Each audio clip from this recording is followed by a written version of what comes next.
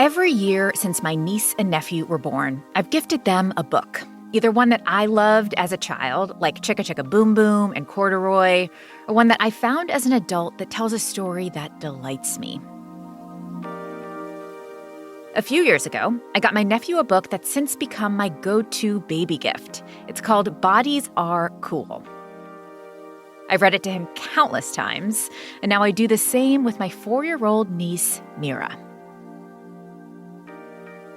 Soft tummies, saggy tummies, flat or sticky outy tummies, innies, outies, pregnant tummies. Bodies are cool. What do you think about your tummy? It's brown. It's brown. And? A belly button. And it has a belly button. Yeah. This body, that body, his and her and their body. However you define your body, bodies Are cool.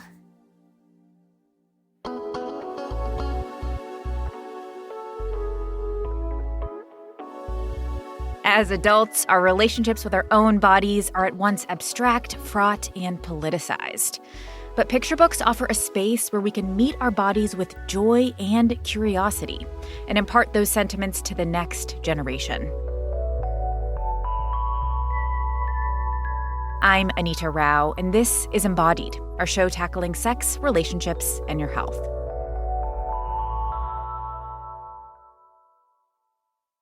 Teaching kids to think in nuanced ways about bodies and how they work is an art. It involves careful attention to words, illustrations, and all the blank space in between. So how exactly do children's book writers do that? We're going to get into those details today, starting with author and illustrator Tyler Fetter. She's behind the book Bodies Are Cool. Hey, Tyler, welcome to Embodied. Thank you so much for having me. So listeners were just able to hear a bit of the text of Bodies Are Cool through me reading to my niece, but I just want to kind of describe the visual spectacle of this book. Each page is filled with bodies of all shapes, sizes, skin tones, hair colors, abilities, and there's so much detail that you've added to each one. It really speaks to, I think, the wonder that you were trying to evoke with this book. You came to it as an early 30-something illustrator, but you were trying to capture a feeling that you had as a kid. Can you talk to me about those memories of wonder about the body? Yeah. So I was born in 1989. So the majority of my adolescence was like late 90s, early 2000s, like peak diet culture. Same, yes. Size zero explosion. But then I think about this little sliver of time before I got all those messages and how I just didn't have any negative feelings about bodies, about my body or anyone else's body. I have this memory that I talk about a lot where I was up early one morning in the basement with my dad and he was working out, just like doing sit-ups and walking on a treadmill and stuff. And he told me that he wanted his stomach to be hard. I just have this memory of thinking, like, why would you not want to be soft? And like remembering that now is so jarring because it's so automatic to not want to be soft given all the messages that we get everywhere. But kids don't feel that way yet until they hear it from somewhere else. They really don't. And I think, in asking that question to my niece, like, what do you notice? It's like, oh, what do I notice? Like, and it's all very kind of neutral. Like, it looks this way. It feels this way. It has this softness. And I know that you reached out to a bunch of people on Instagram before you wrote this book. You asked people, what are the parts of your body that you learned to love when you were little? Talk to me about what you heard and what your takeaway was from those messages.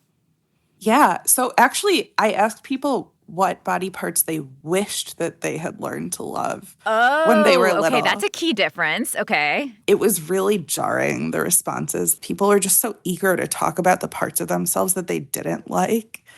And it made me so sad. And I read through them and I compiled them into a big list that I categorized. So I put like all the hair stuff in one and all the skin stuff in another.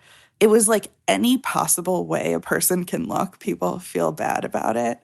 And I wanted little kids to see all those different ways a person can look and just be excited about them. So you took a very kind of meticulous and specific approach to the depiction of bodies in this book. And I think every single time that I read it, I notice something new. There's like a kid in the corner who has a colostomy bag. And I want to hear about how you figured out about the bodies that you were going to depict. I know there was a spreadsheet involved. So tell me about this spreadsheet. There was.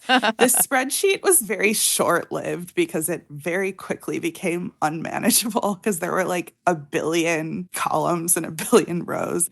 But basically what I wanted was to have a lot of diversity on each spread, but I also wanted to have diversity through the whole book. So I didn't want it to be like every person who uses a cane is white. I wanted to have each person with a cane looks different.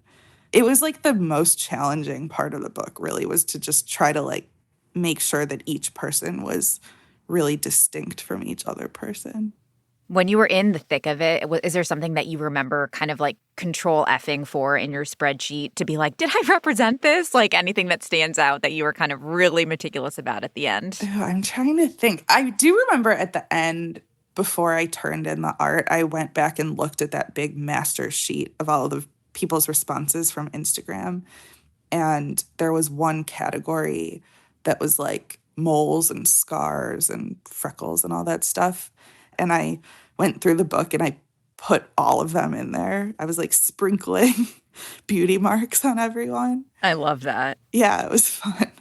The word choice is really powerful in children's books. And there is one word in particular that comes up in Bodies Are Cool that stands out to me when I'm sharing it with my niece and nephew because I'm so aware of how infrequently the word fat and fatness is kind of named in kids' books in any way or in a way that is kind of neutral. Can you talk to me about how you use it in your book and the kind of conversations that you're hoping to start by using it the way that you do?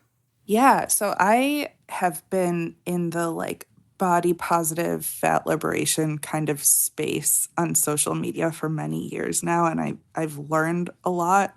And I think that a lot of people in larger bodies are reclaiming the word fat that has previously been used as just an insult. People think fat and they think gluttonous or lazy or ugly, but none of those are part of the actual definition of the word. The word is just a neutral thing, the same as tall or short. And so I wanted to just present it in the book in a way that was like not super drawing attention to itself. Like it's not like there's a page that's all about fatness, but to just put it in there as like that's just one way of being, and it doesn't have to be a negative thing. It can be a neutral thing or a beautiful thing, just like any other kind of body.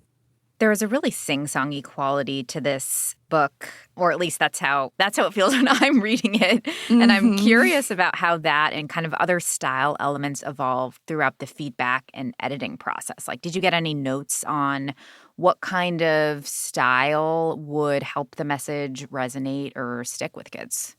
The sing-songy thing kind of just came out of nowhere. I like knew the general idea that I wanted the book to have.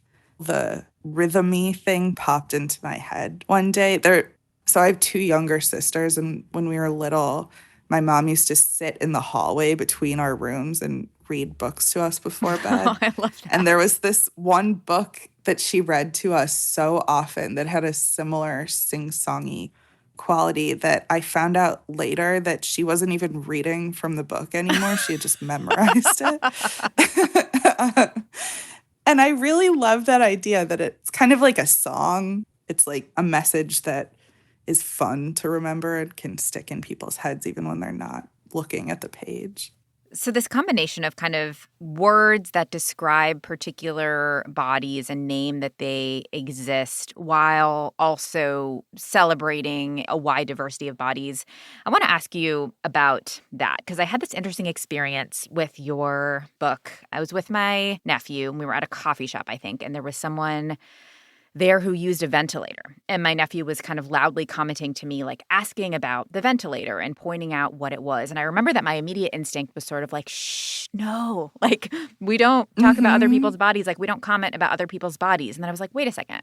I literally bought you a book that I read to you that says like this body, that body, bodies are cool. So I'm curious about how you think about the role of the book in these kind of real life moments where we're navigating social mores around what and how to comment about someone else's body. Mm-hmm. I have gotten a lot of messages from parents and caretakers who have said that they sort of use the book as a way for their kids to get all their staring out so that they don't Mm. do it in public because there's so many types of bodies in the book that maybe kids haven't seen before. But in terms of like actually saying something in person, I think what I'm hoping people get from the book is to sort of keep bringing it back to like, yeah, all bodies are different. Mm. And having that be kind of like a neutral to positive place to bring the conversation back to. So even if the kid is saying, like, you know, why does that person use a wheelchair or whatever? You can say, like, different people's bodies move in different ways. And, like, that person rolls because all bodies are different and bodies are cool. It's like a pretty simple, basic message, but it's really intended for, like, super little kids. And I think if they hear it enough, it'll just become a part of how they understand the world. Having access to neutral language about your body at a young age is so important, especially because negativity and self-consciousness can start really early. So how do you meet a kid at that moment of first noticing differences between their bodies and others and help them reframe it as something positive? An author who writes with young brown kids in mind will help us answer that question right after the break. Please stay with us.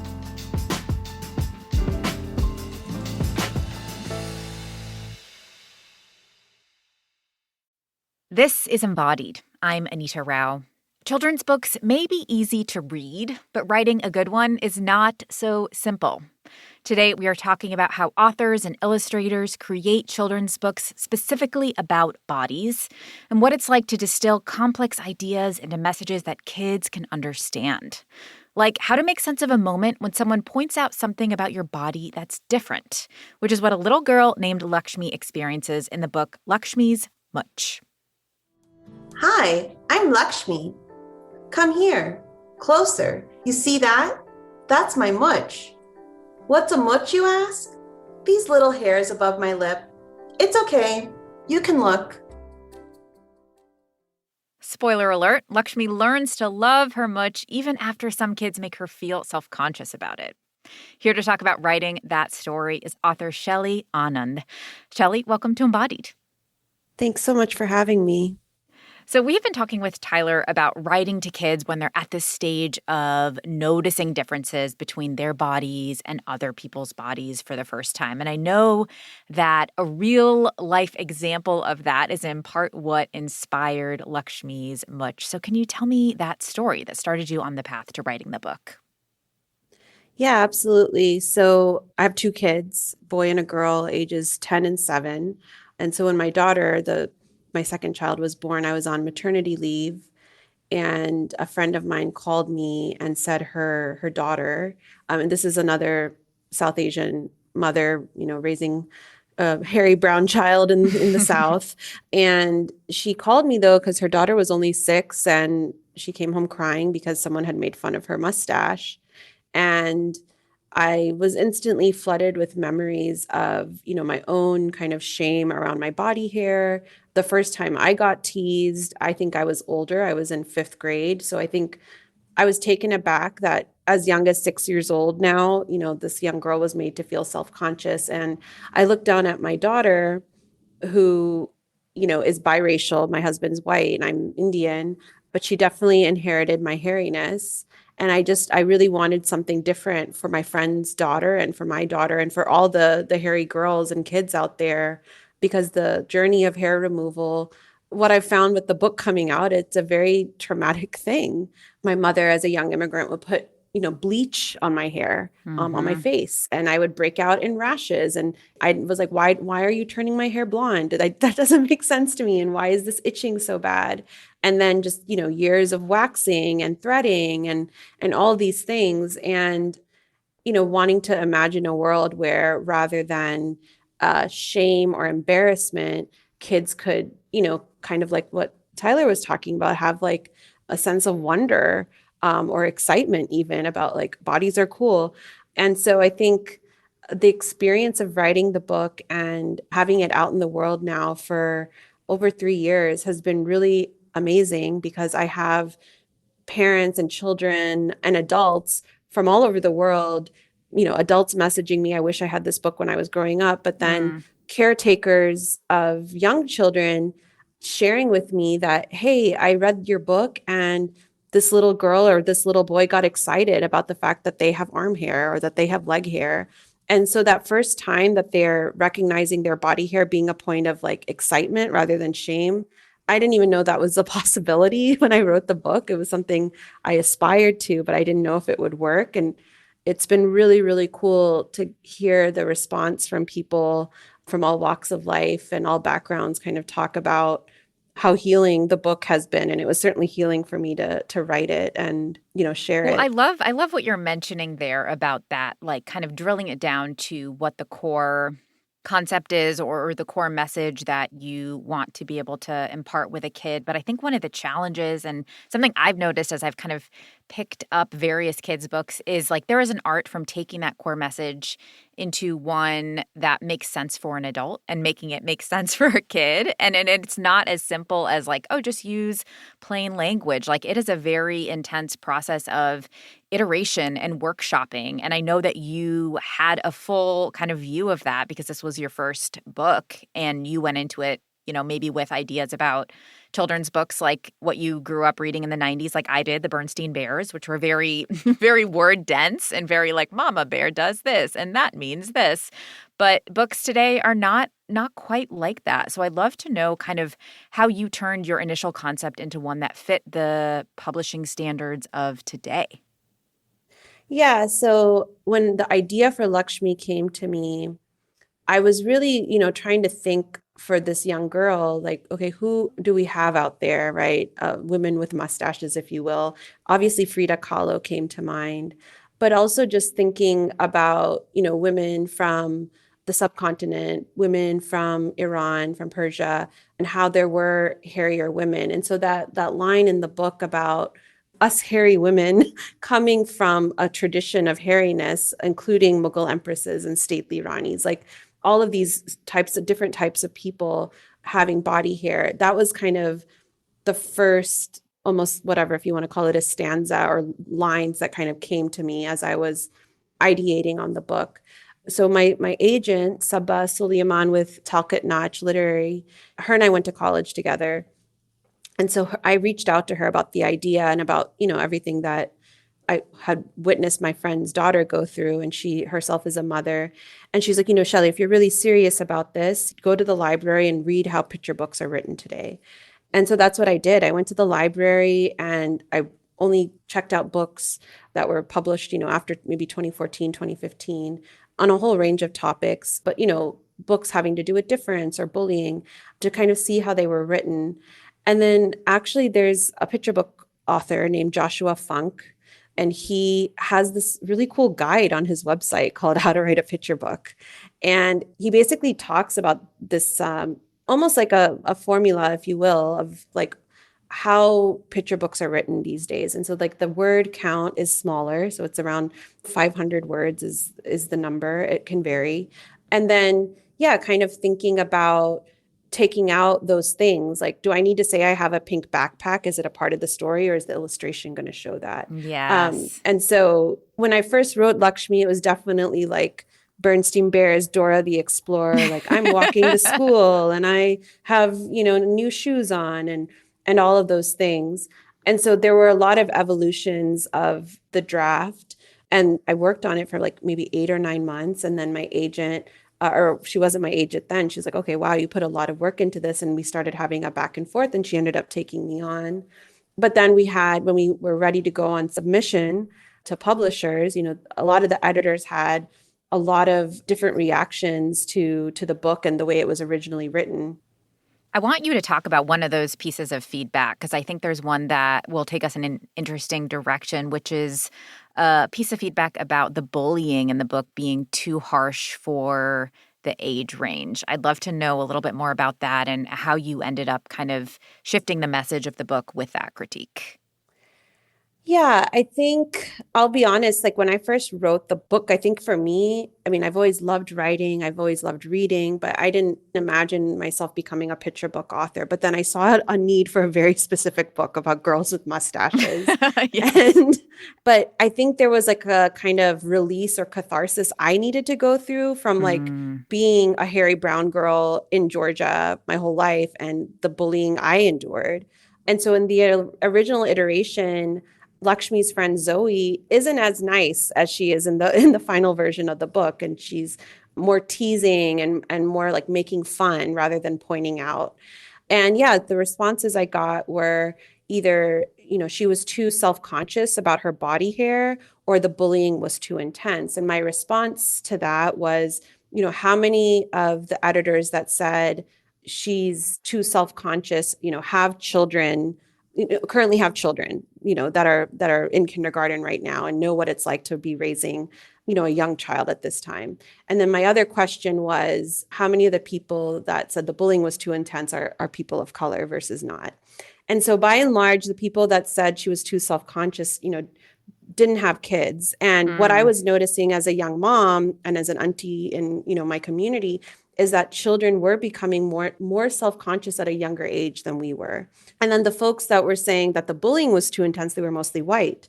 And so they didn't really know the experience of what it's like to be a person of color and to be bullied and teased for the way that you look or the way that you don't have proximity to whiteness and how you're not meeting those standards. And, my agent, Sabah, was very, very supportive and like, this is your story. So if like, you don't have to take this feedback that you're getting. But I really sat with it. And I wanted also there to be some reconciliation between, I didn't want to vilify the girl who was like, hey, you have a mustache. Like I didn't want, and I think you were talking about this earlier with Tyler, like how children inevitably are going to say, hey, that person has a ventilator, or hey, that girl has a mustache. Like there's just no way around it. Like that's going to happen. And so what's the way to do it? Right? Like it's not to say, you have a mustache, like you look like a man, but it's like a curiosity, like, oh, you should be a cat because you have whiskers, and like a playfulness to it.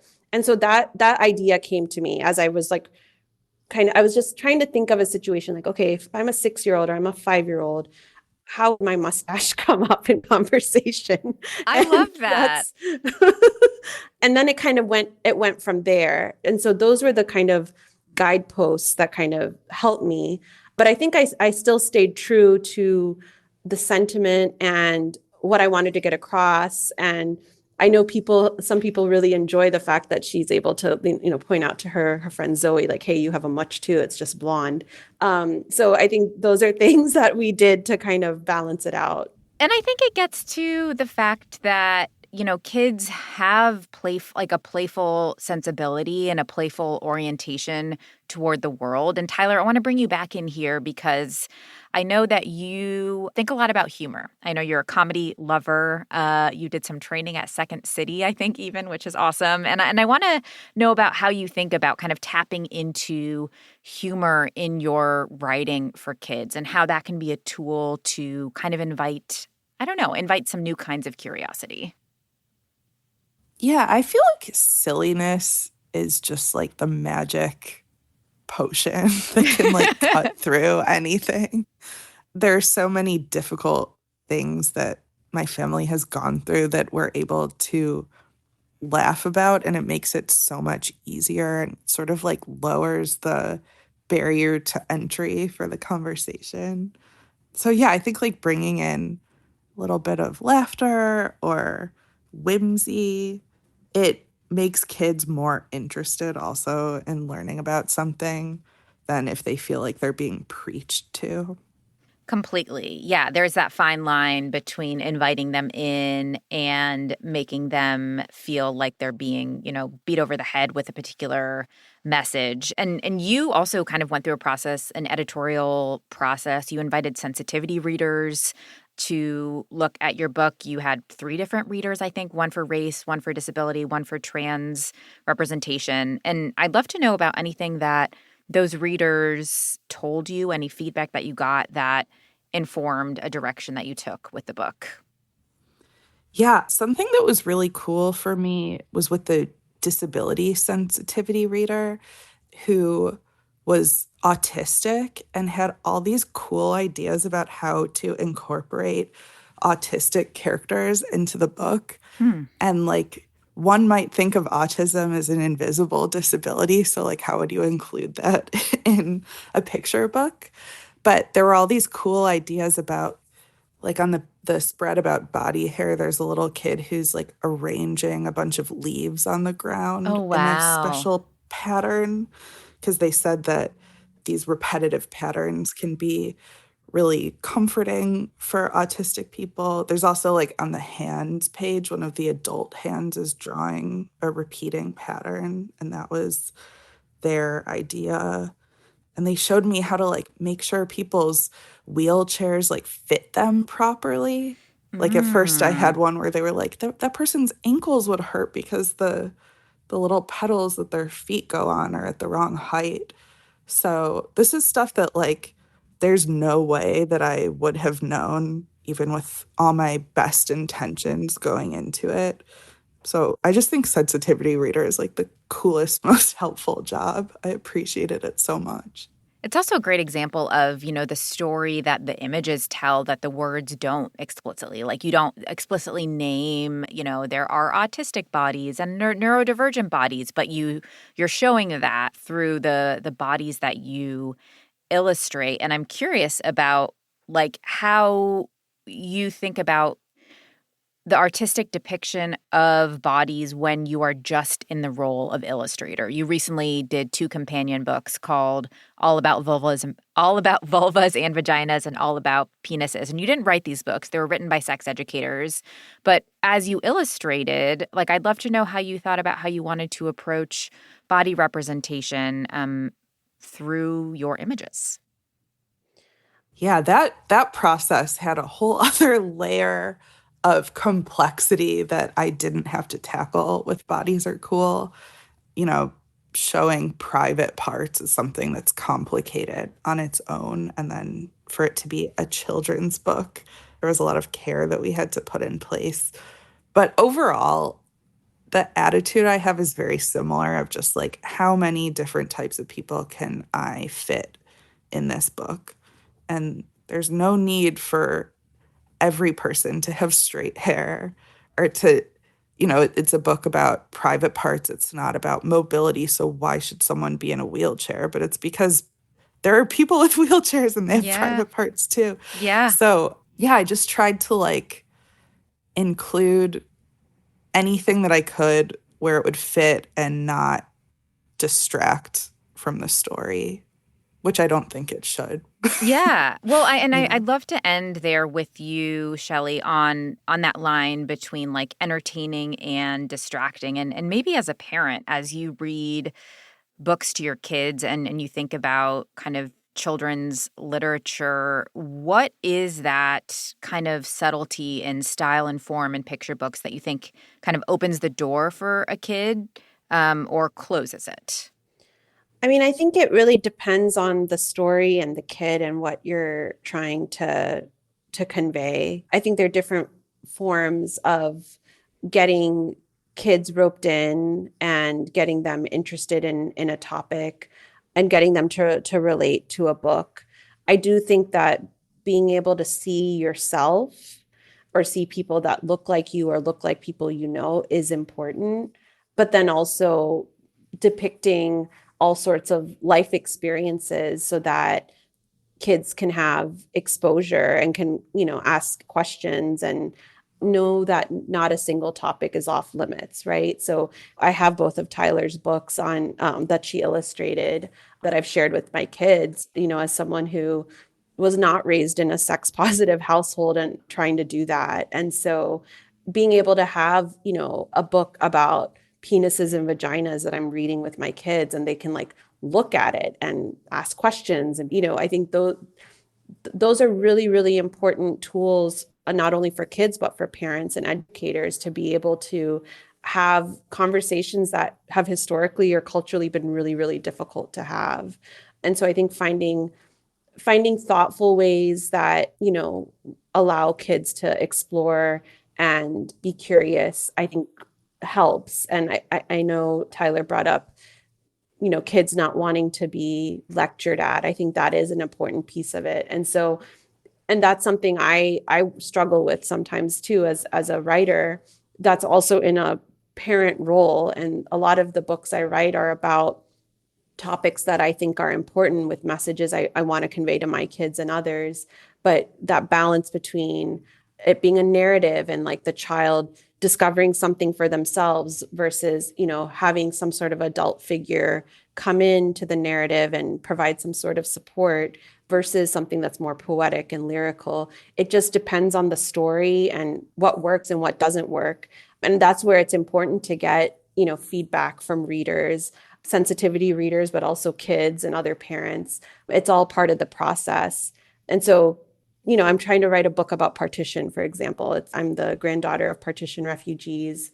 And, my kids know that there's this event that happened in 1947 that really impacted our family. It's relating to what's happening in the world today in Palestine and all of these things. And so, but how do you convey a topic like that to a child, right? And so those are the things you have to kind of explore. You don't want to have a book about a grandmother sobbing and telling you the story about partition. I think that's a reality of how many of us heard about it, but how do we reach, the masses of not just those directly impacted, but others that might not know about the topic that they're reading about. Shelly and Tyler both write from a place that acknowledges that kids understand so much more than what we're giving them credit for. And in the process of refining and honing the messages in their children's books, they've also found ways to heal their own body wounds. I'll ask them both about that after the break, when we'll also touch on how their work is affected by book bans and the current politics around children's literature. Stay tuned. This is Embodied. I'm Anita Rao. How do picture books teach kids about their bodies? That's the question we've been talking about today with authors Tyler Feder and Shelly Anand. They've taken us behind the scenes on idea formation, parsing the roles of art and illustration, and the editing process. Now we are going to explore how these messages have landed with both kids and adults, and what this might mean for the future of kids' books about bodies. So, Shelly, I want to talk with you about the character of Laxmi's mom in the book. And this is one that you said you struggled a bit with writing, how you wanted to convey her relationship with her body. And I'd love for you to talk a bit about that with us, because how our parents talk about their bodies informs how we think about our bodies when we're young kids. And I know that was on your mind when you were writing this book. Yeah, exactly. I think Lakshmi's mother, I haven't encountered, or maybe I have encountered someone like her, but it wasn't modeled when I was growing up to have someone who is like, yeah, I have a mooch, like, so what? That definitely was not the attitude with my mother and, all the aunties and, family, both here in the US and back in India. And so, but wanting to have a model of like what kind of parent I want to be, right? I grew up in a home where there was anxiety and fear around appearance, growing up in, as the daughter of immigrants and being in a majority white culture and not looking like, the girls on TV. And then also there is a lot of fat phobia and body negativity, if you will, in just so it's so pervasive in our society, but it's also very specifically a part of South Asian culture that's not really talked about, or I think it's starting to be talked about more. And when I had my kids, I instantly knew that how I behaved and talked about myself was going to impact the way my children viewed and talked about their bodies. And so Mhm. I felt this weight of responsibility. And these are habits that die hard, the body negativity, like saying negative things, wanting to change things about your body. It becomes like this constant refrain that actually, if you do it for so long, it's very hard to unlearn. And so I think there was like this unlearning process I was doing. And so when I was imagining writing about Lakshmi's mom, I was like, okay, what kind of mom would I want to be if I had my kid come home and complain about their hair, or, be embarrassed about their body hair? And so imagining a mother who doesn't remove her hair and is like, so what? That was kind of what I was trying to explore. And it actually ended up happening for me for a whole slew of reasons. Lakshmi's Mooch came out in March of 2021 during the pandemic. And so I had not gotten my eyebrows or my mooch removed in months and weeks. And so the book actually kind of helped me into this place of my own body hair acceptance, I love to the that. point that even my daughter would, if she sees me shaving my legs, she's like, you shouldn't do that. It makes your hair prickly. If you don't shave it, it stays nice and soft. Like, it just completely changed the way we talk about body hair. And with the second book, I Love My Body Because, same thing, having this like refrain of that, it does help me. It does help me in those moments where I have been taught that so many people, and women especially, have been taught to not like our bodies.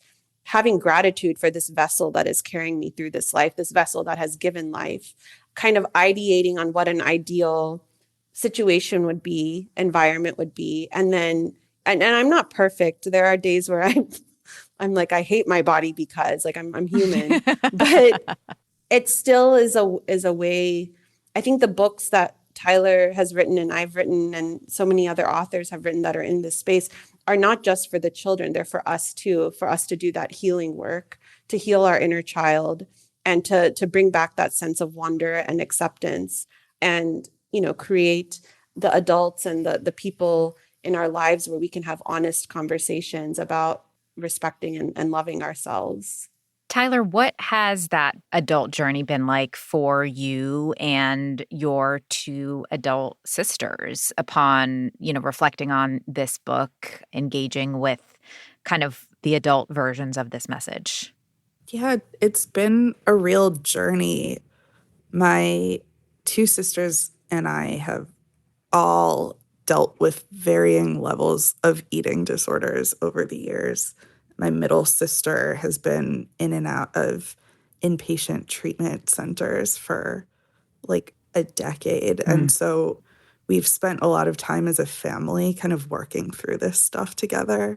And it's pretty cool to see how the three of us who grew up in this very body negative culture have all really pivoted to this like positive, accepting space. And now it's really noticeable how generational of an issue this can be. Yeah. When I was working on the book, I showed it to my grandma, who was like in her late 80s, maybe at the time, who thinks that I'm the greatest person in the world. She's Aw. very, very effusive, just as a grandma. But I showed her the book and she was looking through it and she was like, this person needs to lose weight. Like, what's that person doing? And I'm like, oh my God, you have so much compassion for me as a person. But when you're thinking about bodies in general, these are fictional people and you're still having all these opinions about them. So it's been cool since the book came out to hear from readers, or I should say parents who have been reading the books to their kids. They will often tell me that they'll overhear their parents, so the kids' grandparents, reading the books to them. And it's cool for them to hear their like baby boomer parents talking about how all kinds of bodies are great. I love that. I'm really hoping that that's an impact that continues to happen.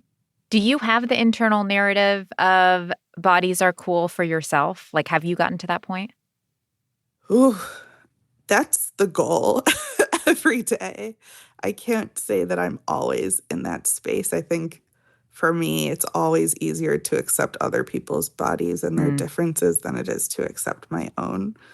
But I'm definitely at the point now where, like, when I have those negative feelings about my body, there's like space in my brain where I can kind of separate them from myself and be like, these are messages that I've gotten and the messages are wrong. But it makes sense that I feel this way because I've been hearing it my whole life. Yeah. But it doesn't have to keep being like this.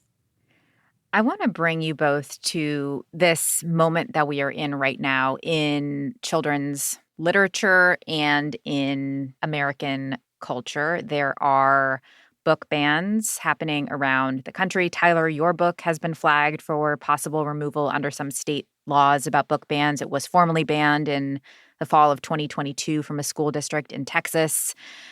So I want to hear you both kind of talking about what's at stake for young readers as books like these get banned. And Tyler, since we're talking about your book being flagged, let me start with you.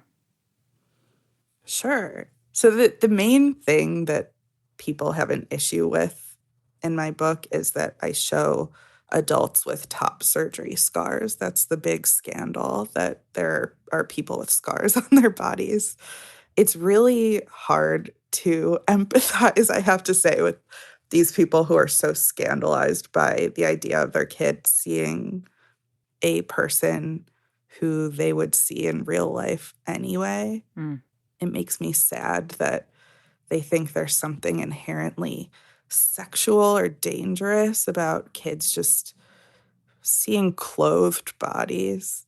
And I feel like there are probably always going to be people who feel like that and who push back against books that are trying to have this message that's maybe different from what we've seen in the past. I think for me, I try to focus more on the people who kind of fall in the middle ground, almost like undecided voters. Like if there are people who are just like, fat people are bad, trans people are bad, blah, blah, blah. Like, I think those people are wrong, but also it's very unlikely that they're going to be swayed by a cute children's book. But for the people who are in the middle, you know, where they have a little bit more potential flexibility in their thought processes, I think that's where I'm hoping that we can move the needle a little bit. I love where you took us with that answer. And Shelly, I want to pose that same question to you. Like, is there a version of a family in the middle or folks in the middle who are kind of at this intersection of how they're thinking about difference, how they're talking to kids about their bodies that you're hoping to speak to? I guess I really think about writing for and about brown kids or the kids that are in my life. And so many of the books that, you know, I had growing up, or the you know, figures I had of, you know, South Asian representation was Apu by Hank Azaria on The Simpsons, right? And so I think I'm really about starting the process of like dismantling these really insidious and kind of dangerous messages that are born in supremacy, like body positivity or fat liberation, you know, is born out of a lot of intersectional issues, like having to do with anti-Blackness, right? There's this book called Fearing the Black Body that talks about kind of the origins of fat phobia being tied to white supremacy and differentiating white women's bodies, particularly from Black bodies. And so I think there is this, the book bans are tied in with other kind of forms of legislation having to do with reproductive health, having to do with access to healthcare for transgender folks. And it's these forces that want to maintain supremacy culture. And so I'm more interested in the children, right? I'm more worried about the transgender child whose maybe family isn't supportive of them figuring out their identity, being able to go to a library, which is a safe haven, to get access to information that they're not going to get at home or in school. And so it's really about, I think, exposing and giving children some of the fundamental building blocks they have to be kind of critical thinkers and, global citizens in a world that has so many systems of oppression stacked up, not just against them individually, but against, people in the global South and communities that have been, oppressed for generations. If we can bring parents along on that journey, awesome.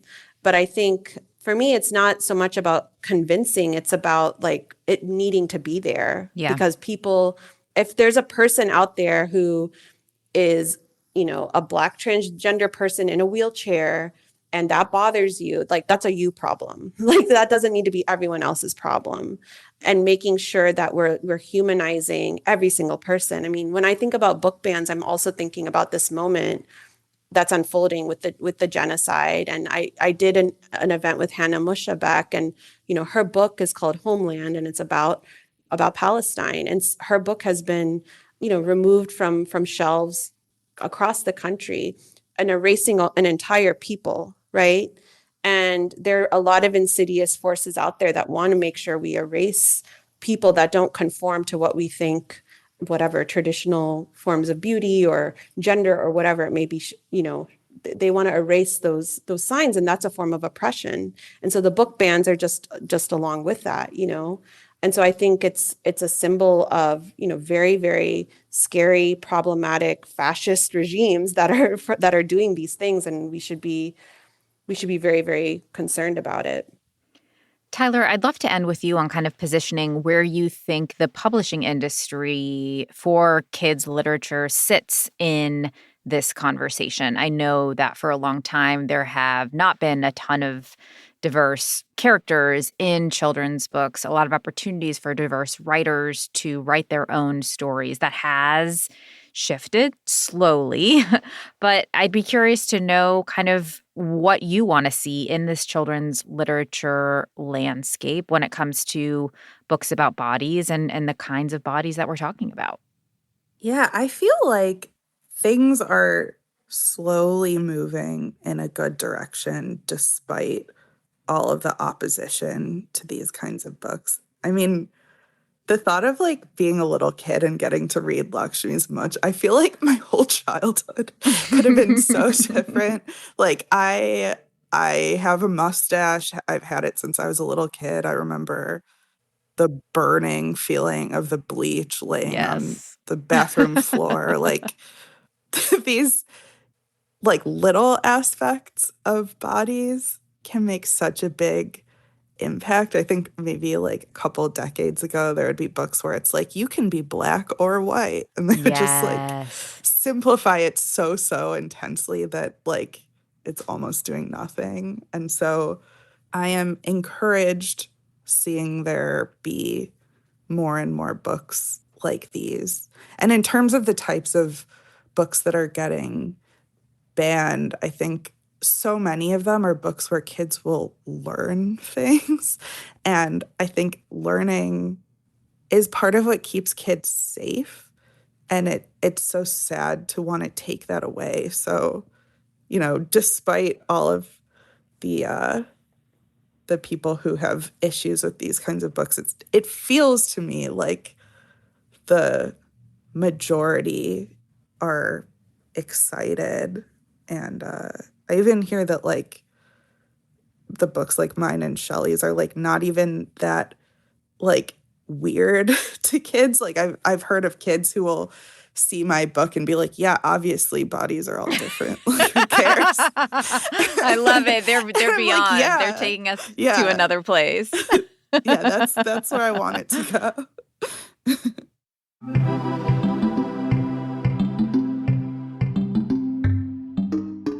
Embodied is a production of North Carolina Public Radio WUNC, a listener-supported station. If you want to lend your support to this podcast, consider a contribution at WUNC.org now. This episode was produced by Kaya Finlay and edited by Amanda Magnus. Nina Scott is our intern, and Jenny Lawson is our technical director. Quilla wrote our theme music. If you have thoughts after listening to this episode, we would love to hear them. Leave us a voice note in our virtual mailbox SpeakPipe. You can also write us a review and let us know why you listen, or text your favorite episode to a friend. Word of mouth recommendations are the best way to support our podcast. Until next time, I'm Anita Rao, taking on the taboo with you.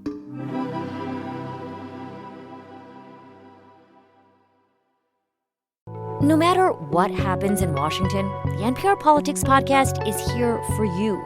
For the latest news, insights, and analysis from the election and beyond, listen to the NPR Politics Podcast.